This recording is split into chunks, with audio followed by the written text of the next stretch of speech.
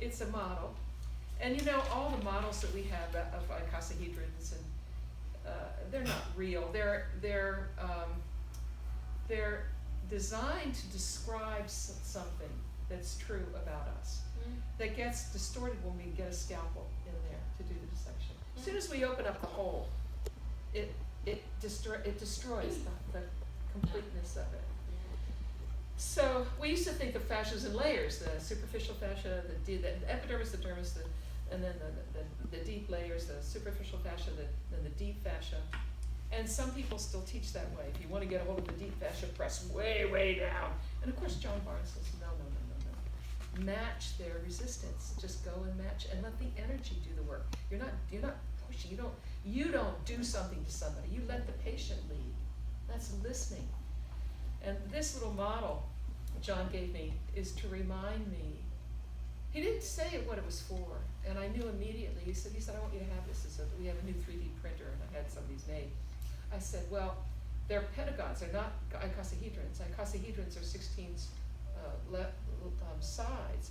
And the reason they're so dynamically given as a model for what's happening to the bubbles inside of us is it's the closest that a sided thing can come to being a circle with no space in between, because everything's just touching everything. But this reminds me that there are no layers. There are no layers in our body. When we put that scalpel in and saw underneath, we made them layers. But it's really a web. And when we make it into layers, we distort what we're feeling under our hands. And what this is you can see that there are some pentagons that are closer to the center. They're the deeper ones. And some closer to the outside. But there are no layers. It's just a big web. But as Barnes says, your job is not to reach down into the depth of it. It's to reach down where the patient pushes back. And how do we know that? Well, it's not up here because there's air. It's not here because you can't engage the piezoelectric effect. You can't get the Cano's transduction. So what do? You go down a little bit and you feel where their tissue is.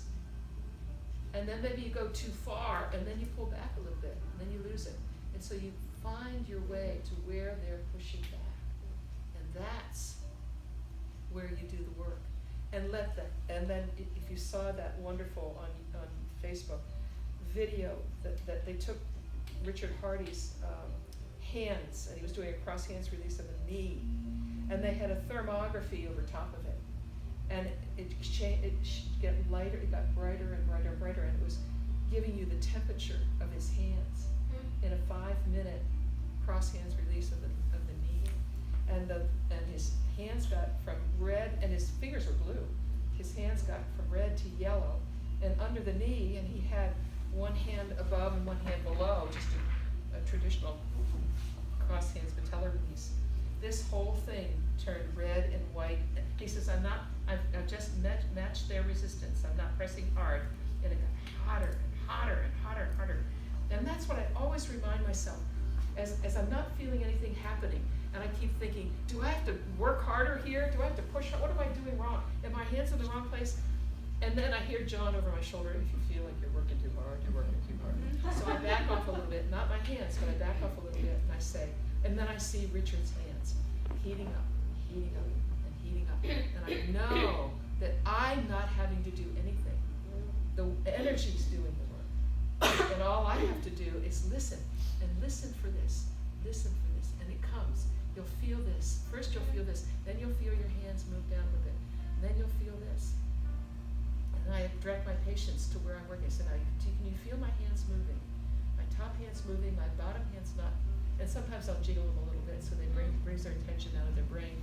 That's just to get them to attend, to be more in their bodies, because they're still stuck in their heads. And then I say, feel this. Can you feel my hands moving? I'm not moving my hands. You're moving my hands. Your tissue is melting, moving my hands. Can you feel it opening up? Breathe into that space. Engage them in the change it's made. So that's the beauty of this model. It's just to remind us there are no layers, only the web that's closer to the center and the web that's might be working here, but the electrons are flowing all the way in either direction. And some of the people in Key West were saying, every time I do a tongue pull, my fingers slip off. And I said, well, what I like to remember is when I'm doing a thumb pull, is to take the tongue all the way out and then stop there and let the energy do the work. Don't keep trying to pull harder. Don't keep trying to make it longer. Just let the energy do the work. And that helps me not to lose my grip on a tongue pull.